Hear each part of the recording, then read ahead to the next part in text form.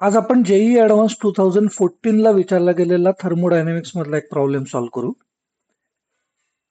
For complete combustion of ethanol एक reaction दिली आहे कॉम्बशनची. The amount of heat produced as measured in a bomb calorimeter is, त्याची value given आहे at 25 degree Celsius.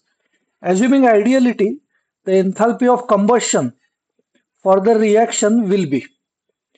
बघा, आता हा प्रॉब्लेम सॉल्व्ह करण्यासाठी आपल्याला हे माहिती असलं पाहिजे की बॉम्ब कॅलरीमीटर वापरून जर आपण एन्थाल्पी ऑफ कॉम्बशन कॅल्क्युलेट केलं तर त्यावेळेला मिळणारी व्हॅल्यू ही आपल्याला ॲट कॉन्स्टंट व्हॉल्यूम मिळत असते.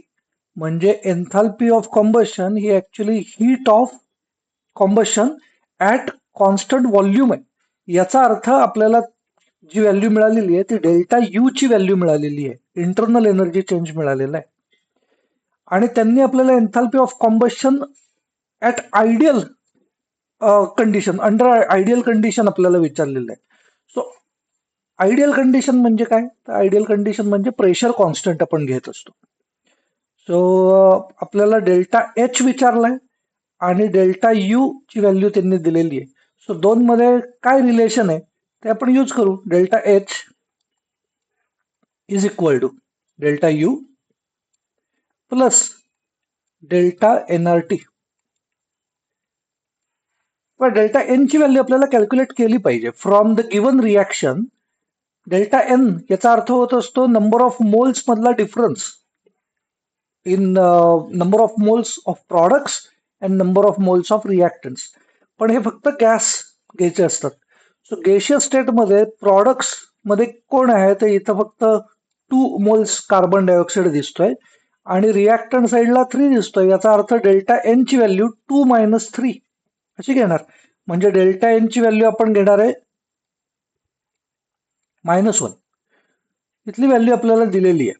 ही व्हॅल्यू डेल्टा यू ची दिलेली व्हॅल्यू आहे.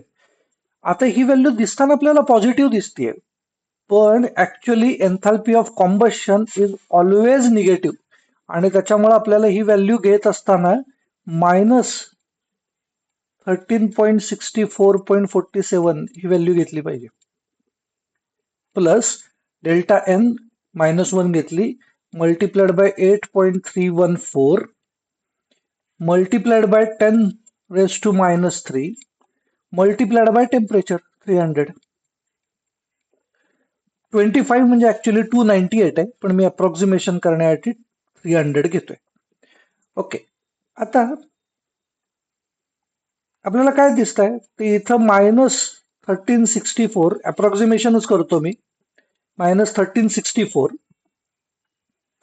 प्लस हे -8.314 मल्टिप्लाइड बाय 300 आणि डिवायडेड बाय 1000 असं जर केलं तर आपल्याला जी व्हॅल्यू आहे ती -8 मल्टिप्लाइड बाय 3 जरी पकडलं तरी सुद्धा हे फक्त 2.4 चा फरक पडणार आहे.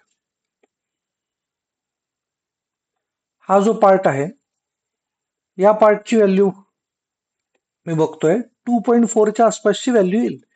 याचा अर्थ ही व्हॅल्यू आपल्याला -1366 पॉईंट समथिंग अशी व्हॅल्यू आली पाहिजे. सो आन्सर बी